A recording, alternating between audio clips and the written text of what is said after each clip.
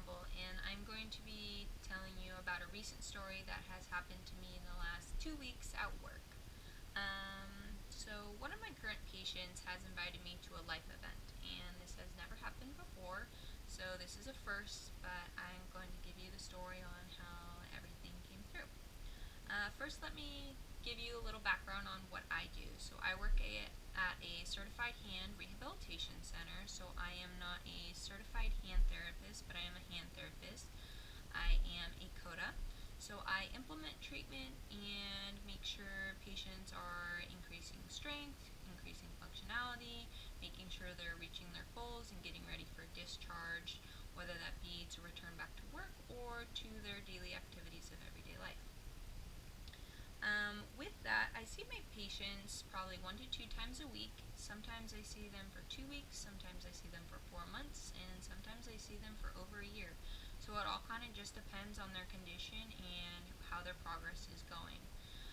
Another part of my job that's just actually kind of fun is the social aspect in which we communicate and get to know about each other while we're doing treatment. So I get to know about people's grandchildren, their spouses, friends, and life events, and we find common interests and talk about topics that are interesting to both of us, which is kind of fun. In doing this, you build a big rapport within your relationship with your patients. You guys share common interests, you're open and can laugh and have fun and find a sense of security, I guess, within one another to share stories. Um, but let me go back to my current story of the patient that I am going to be telling this story about. I currently have been seeing her for over a year now, for twice a week.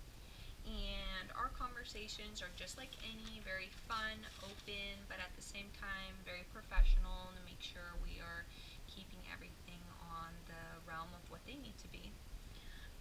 But this particular patient contacted me through email. Now, I always like to let all my patients know that they can contact me via phone or via email. I have a work email, and they know if they cannot get a hold of me or talk to me within the clinic, I have those two sources that they can communicate with me. So this particular patient contacted me through email saying that she was not going to be able to come to treatment for the next week and that she had a family emergency. So I responded to her email and sent her my wishes and made sure that, everything was okay as much as I could, and to let her know that, when her treatment needed to continue, to just let us know. This patient then contacted me 5 days later and then wanted to continue with treatment the next week. Now, when this patient contacted me, she was hysterical and crying, beyond stressed out. Over the phone, she delivered the news that her husband had unsuspectedly passed away. Now, this is difficult news for anyone to hear, and I knew how much she loved her dear husband, and this was going to be a hard obstacle for her to get through. She insisted that she come into treatment that next week because she felt that she wanted to be around people, she wanted to communicate, she likes the environment of the hand therapy clinic, and just felt like it would be good for her to come to the clinic. Now, when she arrived to her therapy visit, she was in no condition to be treated. She was crying and hysterical, as you would expect anyone to be. But she insisted that she be treated and that she stay there and that we talk and I work with her current diagnosis of her hand. So in doing so, we did. And the patient got through her treatment and everything seemed to have calmed down at the end of treatment. But she then insisted that she wanted me to come to the husband's funeral. Now, this is where a big red flag came up, because this is an event in someone else's personal life event that they were asking me to come to.